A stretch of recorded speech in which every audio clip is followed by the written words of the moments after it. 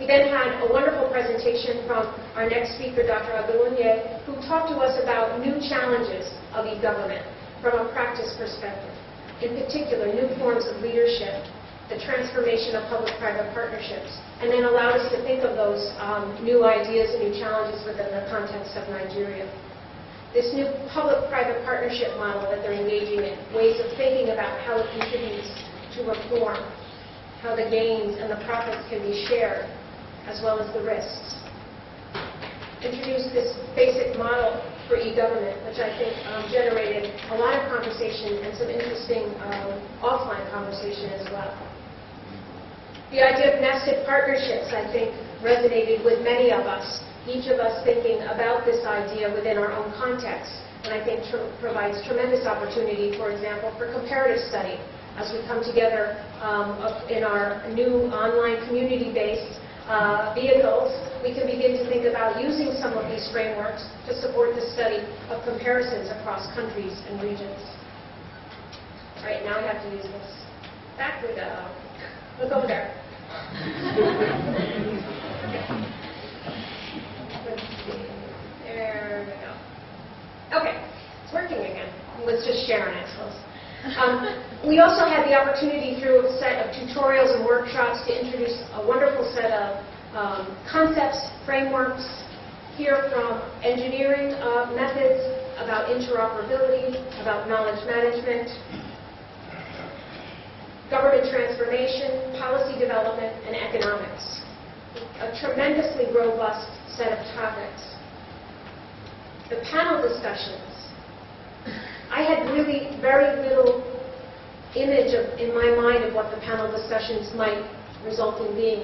And I think that whatever I might have imagined, what actually occurred far surpassed the vision that I think I had in my mind, having been to many conferences with many panel discussions. I think that, again, the level of interactivity and the ideas that were put forward were wonderful.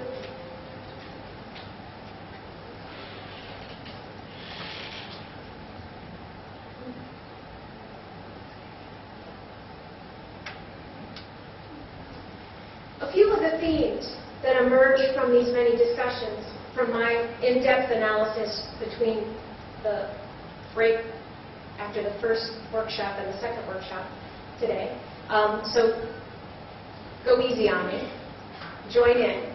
But I think these are a few of the many themes that emerge. That we must understand and leverage the diverse perspectives that we all bring to the work of electronic governance, both the research and the practice. We had tremendous conversations about cultural diversity, socioeconomic conditions, and how those influence our efforts. Many, many conversations about individual disciplines and the challenges of bringing together those disciplines.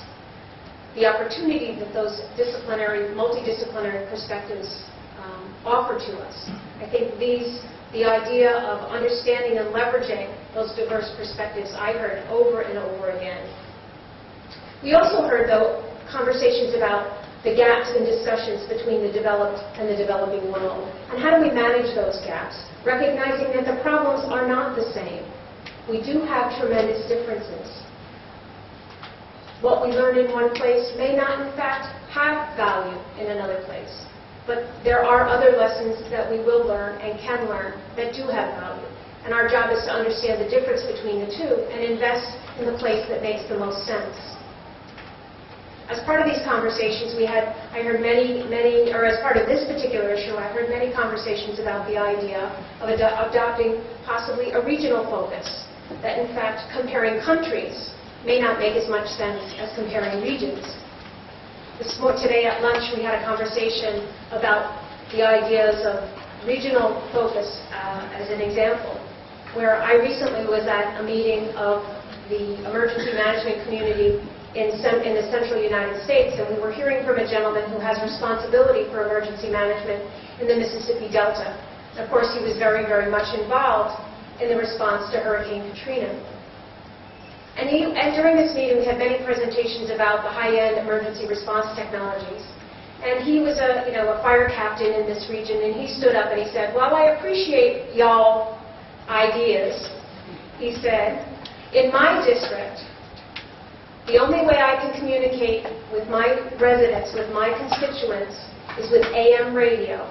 People don't have telephones, they don't have computers, they don't have mobile phones, but they always have the radio on. Not FM radio, not satellite radio, AM radio. And the only way he can launch a communications initiative to get the word out about a coming hurricane is with AM radio. And that was our guest from the UN had a comparable story. And I forget what was the country that you were talking about, Elia. The Congo, that's right. It was this very, very similar story in the Congo. So are there regions of the world that have more comparability that might provide us with a new focus of discussion? Capturing and leveraging the results by continuing to access and use them over time. I've heard that over and over again. Can you give me a copy of your slides? Is this in the proceedings? Will this be on the website? This is a community that is very, very much interested, not in walking away and leaving behind, but walking away and taking with you. So I think many of the conversations that are happened across the few days that will carry on are how can we do that? How can we leverage the results of this meeting, both that are captured in the beautiful work of the proceedings, but also in other venues, in other strategies. The case repository idea came out. Tremendous opportunity there. Also tremendous work. Work to do these kinds of things, to create community resources like this, take work. And so suddenly the idea of the society comes back on the table. If there is a society and that society has responsibility or takes on the responsibility for proceedings, for case repositories, for community building, there must be members of the community who volunteer to participate in those initiatives.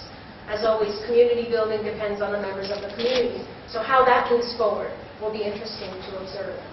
Many conversations about institutionalizing stakeholder involvement as a core competency within this process. How do we bring people in and institutionalize the strategies for doing that, whether it's in model development, evaluation, etc. How do we get stakeholders, citizens, workers, politicians, etc.? How do we bring them in? That was a constant question I heard in almost every session. I also heard, as I'm sure you did as well, about attitude, institutional and individual knowledge sharing. The ideas permeated so many of the conversations. The ideas that if we are reliant upon institutional and individual knowledge sharing as part of the transformative process, that we must pay attention to attitude. Political and individual will for openness matters. We heard that in many, many of the sessions. The challenges, the barriers of innovative ideas when they come up against political constraints or policy constraints. Individual will, limiting on our interest in knowledge sharing during the last session in organizational transformation, on getting senior workers to have the individual will to share what they know versus take it with them when they retire. How do we change that attitude for openness? How do we change it at the individual level and at the institutional level for significant transformation? That was talked about in many, many venues. Human and technology capacity building, a constant theme as well. How do we get seniors to be comfortable with mobile knowledge capturing devices so that in fact we can make it easy for them in theory? Is it easier for them to use these devices? How do we build the capability of citizens to understand what it means to be a stakeholder? Not just to go to the meetings as a stakeholder to get there, but understand what it means to be a stakeholder, how to develop your own voice, and then how to share it. So having a voice, understanding you have a voice, and then learning how to share it. These are very, very important capacity building efforts. These were talked about over and over. But I had one favorite theme, because I like to be a zealot, and I thought this was, I can't remember who said that. Yeah, I thought it was you. Yep. All right, EGOV may be the next world religion, because you're looking at it as something that can join us all together. I think it's got elements of it that are good to take away and lots of fun as long as we don't over-interpret.